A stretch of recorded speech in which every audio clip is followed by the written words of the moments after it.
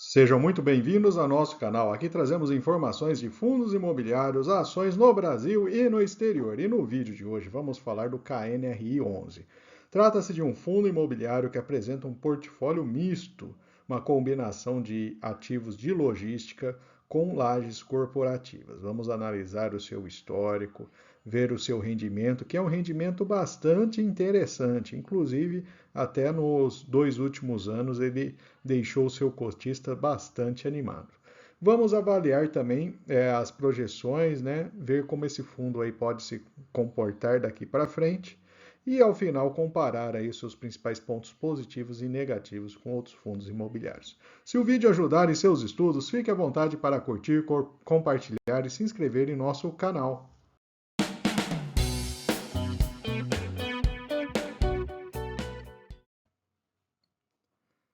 Vamos começar então trazendo uma visão geral do portfólio do fundo. Ele tem imóveis em 3 estados, São Paulo, Rio de Janeiro e Minas Gerais.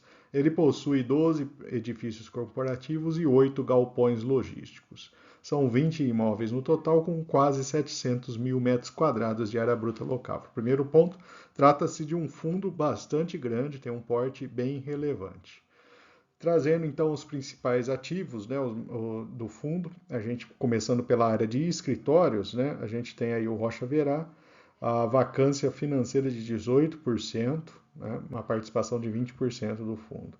Temos Diogo Moreira, Madison e Bela Paulista, os três com vacância zero no momento, são edifícios na capital paulista. Temos também o São Luís e o Atenas com vacância zero, o Joaquim Floriano com vacância de 16% e o Bill Square, que é um ativo em desenvolvimento ainda, né? Tem uma projeção de conclusão para o primeiro semestre de 2026. Temos também o Boulevard em Belo Horizonte, Minas Gerais, vacância de 9%. O Lagoa Corporate com quase 13% de vacância na cidade do Rio de Janeiro. E aqui os dois piores ativos do fundo em termos de performance, o Botafogo Trade Center com 73% de vacância e o Buenos Aires Corporate no centro do Rio de Janeiro com 94% de vacância. Esses são os dois piores ativos aí do fundo, com uma vacância bastante elevada nesse momento. Um pouco mais adiante a gente vai observar ali a participação da vacância na cidade do Rio de Janeiro dentro da vacância geral do fundo. Trazendo agora os imóveis de logística, a gente tem um CD em Jundiaí, Mogi das Cruzes, Itaquaquecetuba e um CD no Rio de Janeiro. Então temos aí todos eles com vacância zero, locados aí para grandes empresas. Um segundo CD em Jundiaí, Sumaré, Pouso Alegre, Minas Gerais e Cabreúva, São Paulo. Esses são os ativos, né, os de logística do fundo. Todos eles com vacância zero e é a parcela do portfólio, por razões evidentes, né, que está performando melhor aí nos últimos anos, inclusive. Então, com uma visão geral do portfólio, a gente tem 65% da receita vindo do estado de São Paulo, 18% do Rio e 16% Minas Gerais. 53% são ativos logísticos, 53% possui contratos atípicos e 68% indexado ao IPCA, o restante ao IGPM. E aqui é o principal ponto, né? A gente olha a vacância financeira do fundo, 76% da vacância está concentrada na cidade do Rio de Janeiro, dentro da área de escritórios, 16% a vacância na cidade de São Paulo e 7% em Minas Gerais, né? Belo Horizonte, a vacância financeira ali do fundo. O portfólio de escritório possui 16% de vacância, o logístico vacância zero. O setor de indústria, 42% do portfólio e comércio, 25%. Então, essa dá uma visão geral e mostra que o principal problema do fundo está localizado na área de escritórios no Rio de Janeiro. Trazendo aqui a evolução dos prazos de contrato, então a gente tem aí contratos vencendo principalmente aí em 26, 27 e 28, o prazo médio aí de 9,6 anos, né? A gente teve aí uma diminuição da vacância recente, a diminuição da vacância financeira principalmente, caindo aí para 7,5% e um leve aumento aí nos últimos meses. Mas aí é um ponto interessante do portfólio do fundo, que é basicamente a área de logística, né, trazendo aí um resultado de vacância bastante interessante. Se fosse só um fundo de escritórios, ele estaria numa situação muito pior. E também temos que observar que diversos contratos fechados recentemente eles possuem um período aí de carência e com isso a gente tem uma expectativa ali, principalmente a partir de maio de 24, de aumento da receita ali de locação. Então esse fundo ele deve melhorar aí a sua receita de locação, principalmente depois de maio, quando passa o prazo de carência aí desses últimos contratos fechados.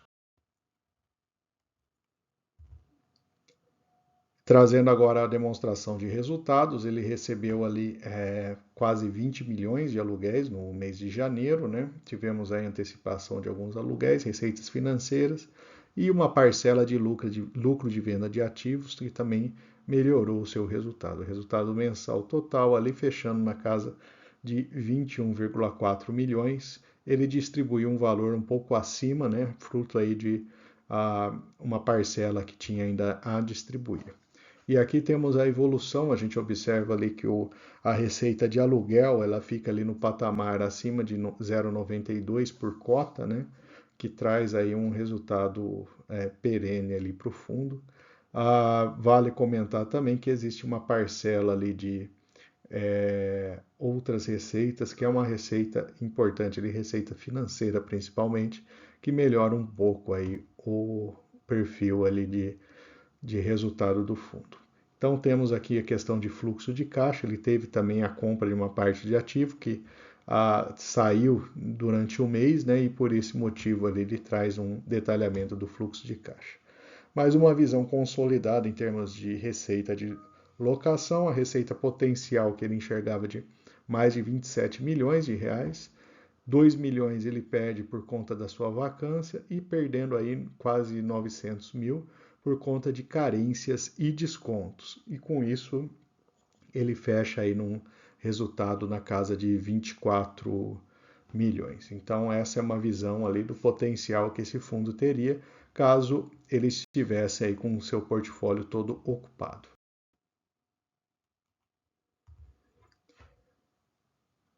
Trazendo outras informações, o fundo apresentou uma leve atualização aí do seu valor da cota patrimonial.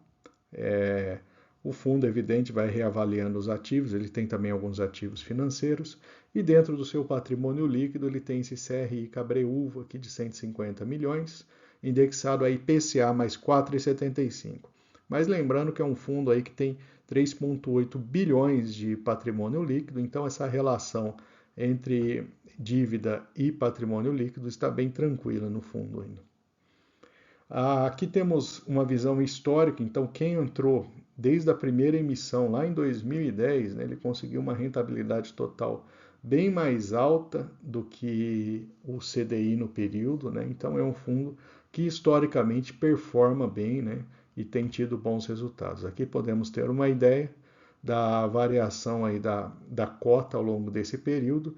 Mesmo com as quedas, a gente percebe que com a distribuição, né, e reinvestindo na cota, o resultado acaba sendo bastante interessante. Então, praticamente R$ 100 investidos lá atrás, né, na primeira emissão do fundo, se tornariam praticamente R$ 400 atualmente. Então, é um resultado bastante interessante ali, considerando essa premissa de reinvestimento. Vamos trazer então a tabela comparativa do KNRI com outros fundos e aí selecionamos os grandes fundos de lajes corporativas e os grandes fundos de logística. Comparando então esse resultado, ele tem um dividend yield de 7,5%, que é um dos mais baixos do grupo, né? A gente percebe aí, principalmente fundos só de logísticas, eles apresentam um dividend yield mais alto nesse momento. O BRCR11 ele está com esse dividend yield mais alto, mas por conta principalmente do seu desconto em relação à cota patrimonial, que é um desconto bem mais alto do que outros fundos.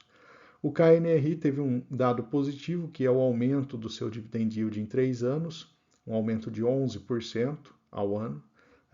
É o melhor resultado do grupo aqui.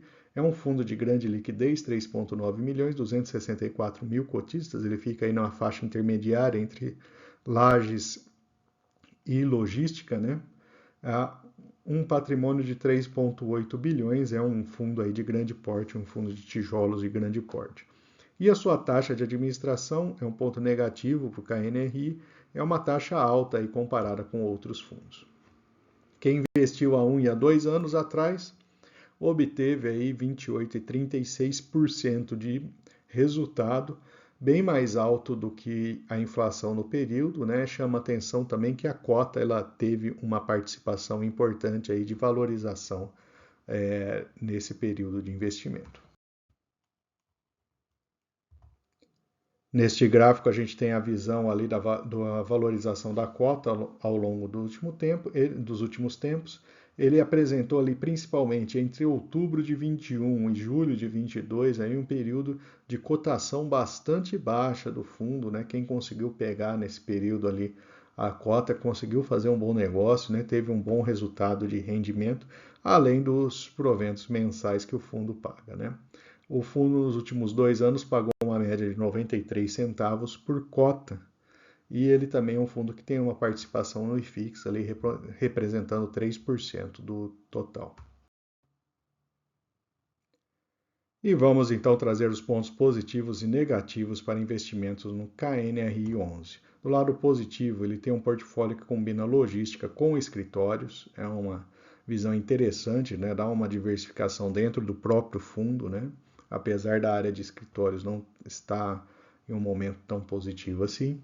Vacância zero na área de logística.